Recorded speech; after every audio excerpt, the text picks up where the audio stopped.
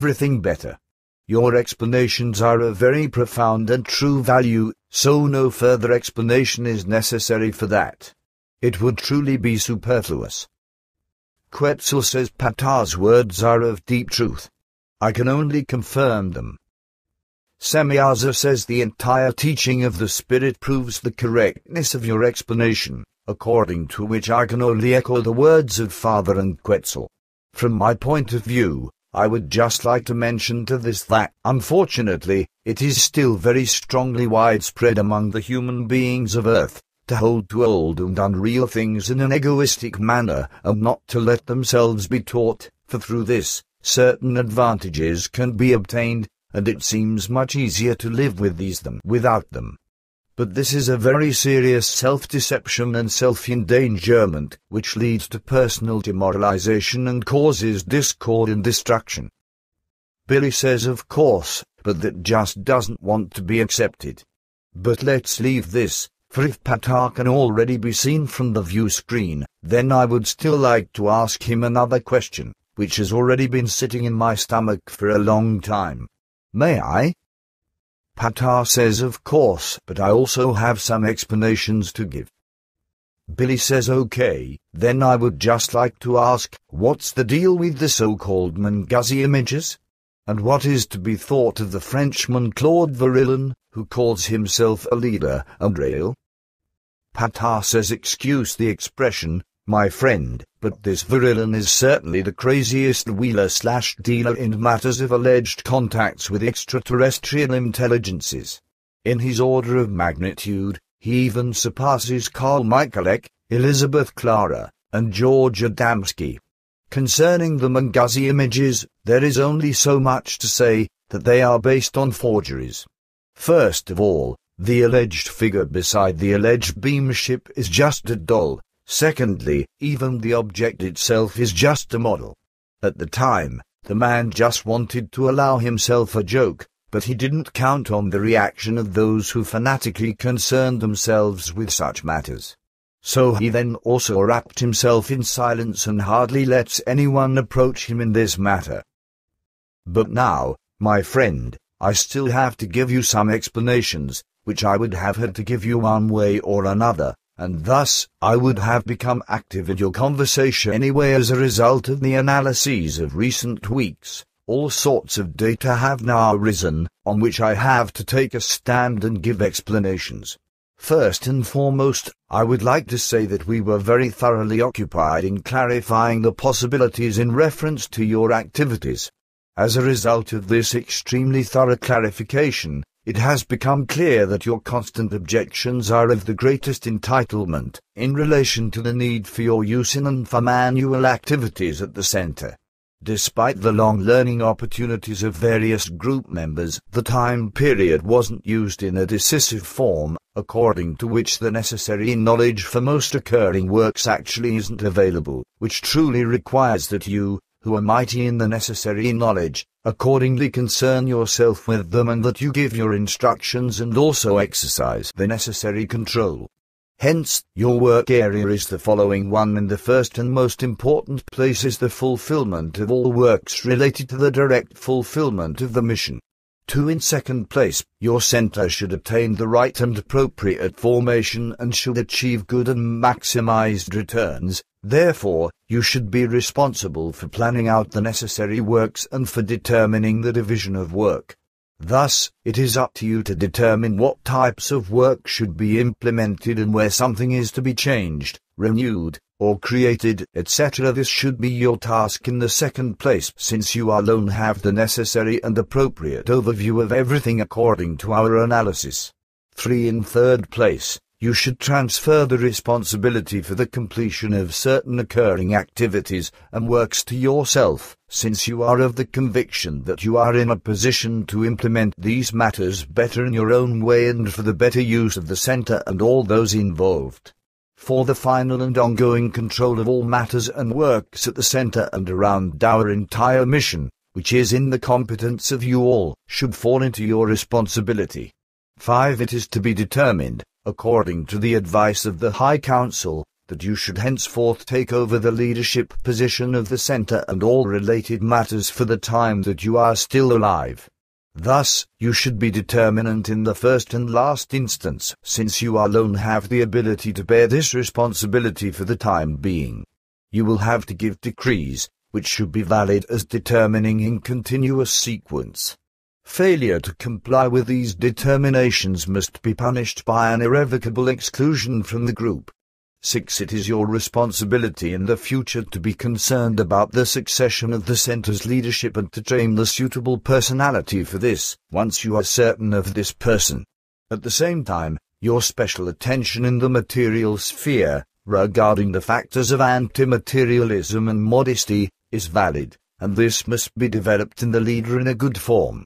And precisely in this relation, we must revise our traditional view toward you, for it now turns out that your great modesty and your pronounced anti-materialism are of very great utility for this task, for through the presence of the same, you do not tend, on the one hand, toward cravings for power, and on the other hand, you are thereby able to teach the suitable person in an authoritative form.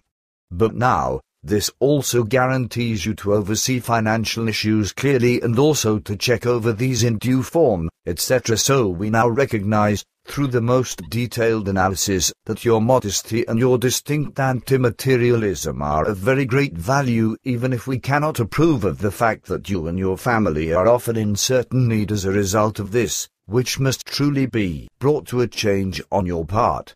These, my friend, are the first instructions that have been prepared by the High Council as guidance for you and that you should receive in full responsibility, so that everything won't still be destroyed. What is now given cannot suffer an iota of failure anymore, otherwise everything will collapse, and to be sure, without revocation.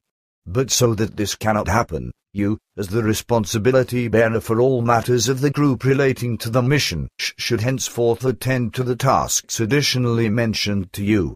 In these tasks, you should also be decisive in that the residents of the center and those responsible for certain tasks in daily work areas are informed by you about their work areas and about their responsibilities.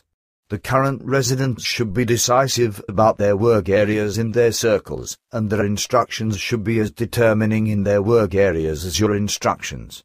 At the present time, it concerns Jacobus and your Mrs. Cannibal, who are definitively determined by me personally for their work areas. 1. Your Mrs. Cannibal, her work area is the entire household and all other activities coinciding with it. In her work area, it should be such that neither a male nor a female life form is given her specifications, but rather that she is decisive in every respect, unless you, as the first and last authority, make additional or other arrangements. Quetzal will determine the other and additional female life forms, who should work mainly in the household and who are incorporated into all activities of the arrangements of your Mrs. Cannibal, and age differences do not matter. Thus, your Mrs. Cannibal has to give her arrangements and directions and has to instruct her trained staff in their activities to be performed. 2. Jacobus, his work area is house, yard, garden, land and forest, as well as all other activities related to these. In his work area, it should be such that neither a male nor a female life form is given his specifications, but rather that he is decisive in every respect, unless you, as the first and last authority, make additional or other arrangements. Quetzal will determine the other and additional male life forms, who should work mainly in his work area and who are incorporated into all activities of the arrangements of Jacobus, and age differences do not matter. Thus, Jacobus has to give his arrangements and directions and has to instruct his trained staff in their activities to be performed. Concerning a representative for cases of sickness and absence, it is determined by me for your Mrs. Cannibal, Maria, the wife of Engelbert, Jacobus, Engelbert. In representation of and also in cooperation with the work area leaders, the determinations of the representatives are valid to the same extent and in the same value as the instructions and directions of the work area leaders. In addition, in the special case, Engelbert still appears, who should take over your representation in cases of sickness and absence of your person, but you have to give him the necessary instructions for this. Everything else, in terms of the works to be done and the rules to be drawn up, etc., will be explained to you by Quetzal. Concerning these issues, this is all that I had to explain to you. Billy says I think that this was also enough, but apparently, we are now really on the last legs and have no other options left. Very well then, it is just so. But what comes next with my work relating to the mission? You've said nothing else about that. Patar says we will regulate that constantly, so that no problems in this connection will arise for you. Billy says good.